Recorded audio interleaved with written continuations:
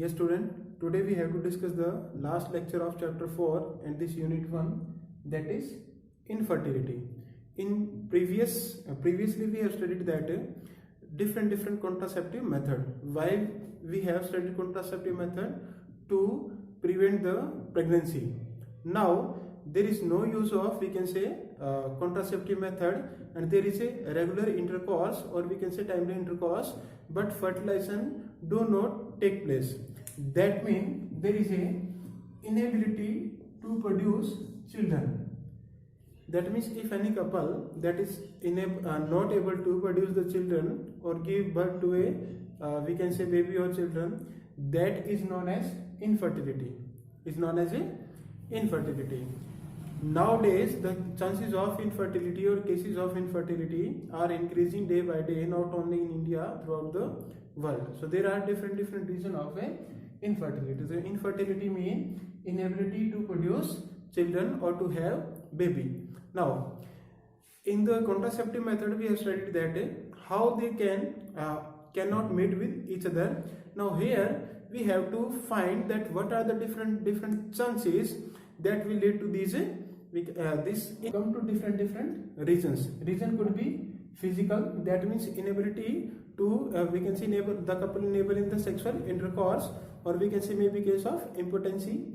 Then other could be congenital disease, that means any disease from the birth, and there is a abnormality to produce sperm or ovum. Then it could be immunological, sometime, that means our body there is some change in immunological system of our body, and they start to destroy, or we can say phagocyte the sperm and ovum. Then also this could be there. And sometime is a psychological. This is also a very big problem in nowadays, the psychological. That means psychological problem also can lead to the infertility. Now there are many infertility clinic. They diagnose and after that treat them or treat the couple. So if there is a timely diagnosis, then this infertility could be cured. Now there are the different technologies with the help of a infertile couple can have baby. Okay. Now, and these techniques are known as assisted reproductive technology. What are they known as? Assisted reproductive technology, or also known as ART. Now in our syllabus these ART are divided into 4 different groups. One is known as test tube baby, second is known as gift, third is known as ICSI, and fourth is known as AI. Okay, so very first come to test tube baby. You have heard about this word test tube baby. That means test tube means to produce something in a test tube or in lab. So in this test tube baby, they follow generally the 2 procedure. One is known as IVF and other is known as ET. IVF mean in vitro fertilization. In vitro fertilization. And ET mean embryo transfer. अगर कहीं पर word आता है in vitro, in vitro mean something happen in test tube. तो test tube में क्या होती है? फर्टिलाइजेशन. तो फर्टिलाइजेशन कैसी होगी टेस्ट ट्यूब में? That means there is a egg, that means a donor's egg and donor's sperm. तो उस स्पर्म को उस एग के साथ क्या करवाया जाता है? फ्यूज करवाया जाता है in we can say appropriate conditions में. कहां पर? Outside the body in lab, और we can say in test tube. So that means the fertilisation here is outside the body, and such type of is not fertilisation we can say in vitro fertilisation. In vivo वो होती है जो with in the body हो या natural में हो. तो पहले क्या करेंगे टेस्ट ट्यूब बेबी में? The first step is in vitro fertilisation. In vitro fertilization में एक डोनर होता है, एग का एक डोनर होता है, किसका? स्पर्म का. Now see the different cases. What could lead to infertility? देखो, no formation of sperm, male की बात करो. अगर स्पर्म की फॉर्मेशन है तो मोटाइल नहीं है, और वी कैन से मैच्योर नहीं है और एबल नहीं है टू फर्टिलाइज. अगर ऐसा सब कुछ है तो इजैकुलेट कम हो रहा है जिसमें नंबर ऑफ स्पर्म कम आ रहे हैं, they are not able to reach to the ampulla of the fallopian tube. अगर ये सारी चीजें भी है तो वो आगे जाके फर्टिलाइज नहीं कर रहा है, that means sperm are not able to fertilize. और we can see case of impotency, that means there is a difficulty in transfer of gametes और sperm from male partner to female partner. If we talk about female partner, तो female partner में क्या हो सकता है कि there is no formation of egg, egg बन ही नहीं रहा है, there is no fertilization, egg तो बन रहा है लेकिन फर्टिलाइजेशन नहीं हो रही है। क्यों नहीं हो सकती, क्या क्या कारण हो सकते हैं, कुछ ऐसे इम्यूनोलॉजिकल डिसऑर्डर हो सकते हैं, कुछ हार्मोनल इम्बैलेंस हो सकते हैं, या फेलोपियन ट्यूब में किसी तरह की ब्लॉकेज है तो भी नहीं होगा। उसके बाद क्या हुआ, फर्टिलाइजेशन हो गया मान लिया किसी केस में, तो इम्प्लांटेशन नहीं हो रही है, तो that mean there could be different reason couple to couple and we can say infertility case, there are different case. तो क्या क्या पॉसिबिलिटीज हो सकती है उसके हिसाब से ये ART काम करती है।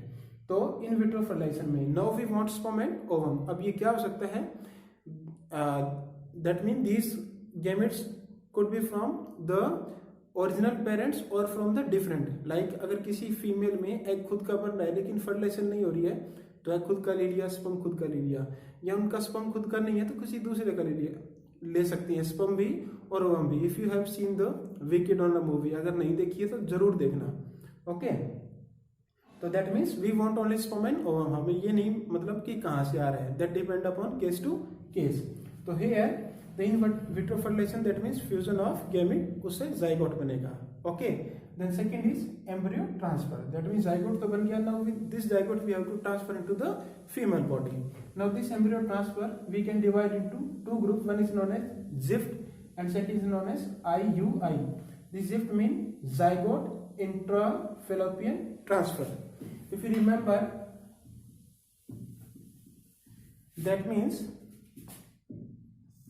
here this is the fallopian tube. In fallopian tube, zygote, then zygote to 2 cell stage, then 4, then 8 cell stage. That is we can say morula. Okay, 8 to 16 cell.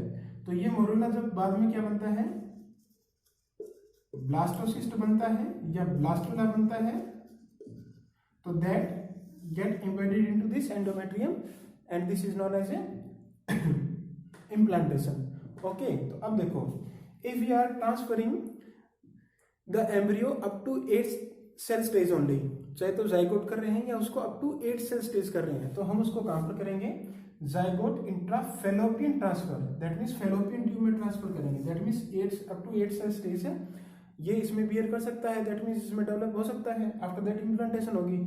अगर 8 ब्लास्टोमियर से ज्यादा है, that mean if it is more than 8 blastomere, then we can not transfer it into the fallopian tube, तो वो direct किसमें हम transfer करेंगे, into the uterus में। तो इसका क्या नाम हो जाएगा, intra uterine transfer. Is clear और नॉट। तो इन विट्रो फर्टिलाइजेशन, बाहर फर्टिलाइजेशन करवाएंगे, जाइगोट बनेगा, एम्ब्रियो बनेगा अप टू 8 सेल स्टेज और 8 सेल से थोड़ा ज्यादा। Then embryo transfer, it could be in zygote or it could be in uterus, is depend upon the size of a embryo, okay। उसके बाद में फिर बाकी वही नॉर्मल प्रोसेस चलेंगे जो प्रेगनेंसी के होते हैं। Second is this GIFT, that is known as gamete intrafallopian transfer. Now यहां पर क्या करते हैं, in generally there is a transfer of an ovum from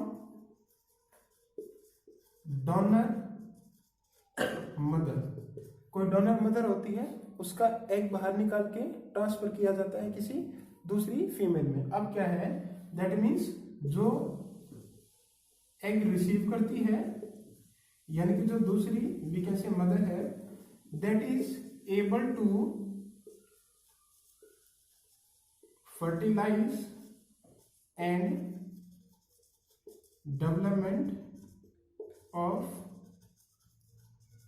embryo, यानी कि उसमें बाकी सारी चीजें होती है, नॉर्मल है, वो फर्टिलाइजेशन भी कर सकती है, वो इम्प्लांटेशन भी कर सकती है, डेवलपमेंट ऑफ फीटस या एम्ब्रियो भी कर सकती है। लेकिन प्रॉब्लम क्या है, सिर्फ और सिर्फ दैट मीन्स एग नहीं बन रही, या एग है ही नहीं, या क्या हो सकता है कि ब्लॉकेज हो रहा है फेलोपियन ट्यूब का, तो वो एग आगे नहीं आ रहा है, या स्पर्म और एग मिल नहीं रहे हैं। तो we are transferring the we can say ovum or egg directly into the fallopian tube. So this is known as gamete intra-fallopian transfer.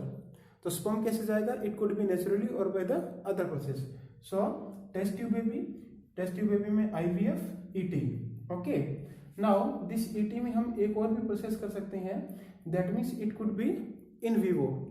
जैसे हम कैटल में करते हैं, क्या करते हैं कि एक इंड्यूस करवाते हैं पहले ओवुलेशन, उससे बहुत सारे ओवम निकलते हैं, उसके बाद उसमें स्पर्म इंजेक्ट किए जाते हैं, then there is a formation of multiple embryos, that is known as MOET, multiple ovulation embryo transfer.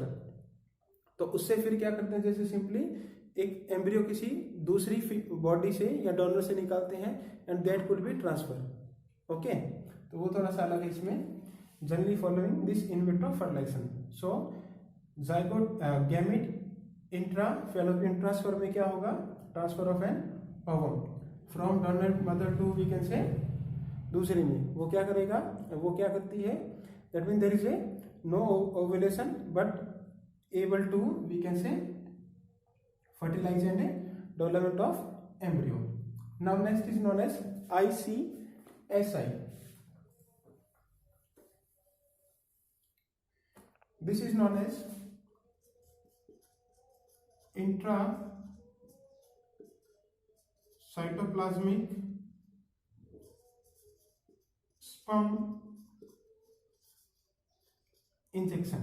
नाम से पता चल रहा है साइटोप्लाज्मिक स्पर्म इंजेक्शन, यानी कि हमारे पास कोई एग है बाहर, दैट मीन्स ये भी इन विट्रो होगा और उसमें हम with the help of any injection we can say directly injecting any sperm. Okay, तो इस इन विट्रो फर्टिलाइजेशन में और ICSI में क्या डिफरेंस रहेगा? इन विट्रो फर्टिलाइजेशन में एक एग होता है, उसके अराउंड स्पर्म है और ऐसी कंडीशन दी जाती है कि वो आपस में क्या कर जाए, फर्टिलाइज कर जाए, जैसे अंदर करता है. लेकिन हम इसमें क्या करते हैं, ICSI में डायरेक्टली जो स्पर्म है वो क्या करते हैं, इंजेक्ट करते हैं इनटू द ओवम. बाकी फिर ये प्रोसेस आगे फॉलो हो सकते हैं. इज क्लियर और नॉट? तो दिस इज द ICSI. ये भी एक टाइप का क्या है, फर्टिलाइजेशन का, इन विट्रो फर्टिलाइजेशन का ही प्रोसेस है. Now next is known as artificial insemination. As the name indicate, artificial, and second is a insemination. Artificial mean by artificial way, insemination mean to inject the male gamete or the sperm into the female body artificially. Cattle के case में बहुत ज्यादा popular है ये वेक injection होता है, जिसमें that means the sperm are in a tube and the tube direct we can say injected into the female's we can say reproductive tract. किसमें, या तो वेजाइना में ही उसको क्या कर देते हैं, इजैकुलेट कर देते हैं, या फिर आगे यूट्रस तक. ओके, तो that mean it could B into the vaginal और इंट्रा यूटेराइन इंसेमिनेशन. या तो यूट्रस में इंसेमिनेट करते हैं या वेजाइना में. फर्क क्या होगा इनमें? अगर यूटेराइन में इंसर्ट करेंगे, इंसेमिनेट करेंगे तो वो जल्दी आगे जाएंगे, और वेजिनल में करेंगे तो चांसेस यहाँ से क्या है, कम है. तो कैटल की केस में मेनली किस में करते हैं, यूट्रस में करते हैं. Okay, so that mean this is known as the artificial insemination. तो test tube baby, in test tube baby that is in vitro fertilisation. In fertilization सिर्फ फर्टिलाइजेशन होगा आउटसाइड, और in test tube we can say in lab condition. Then second process is embryo transfer. It could be, ये सिर्फ fallopian transfer में up to 8 blastomere है, और uterus में करेंगे तो मोर देन 8 ब्लास्टोमी का होगा. Okay, then gamete intrafallopian transfer, transfer of ovum करते हैं किससे, डोनर मदर से, और जो रिसीवर है वो सिर्फ एग प्रोड्यूस नहीं करिए, फर्टिलाइजेशन कर सकती है एंड डेवलपमेंट कर सकती है. Then ICSI direct we can say injection of sperm. तो ये भी we can say type of in vitro fertilization है. Next is artificial insemination of we can say sperm, or we can say semen or male gamete into the female genital tract, or we can reproduce.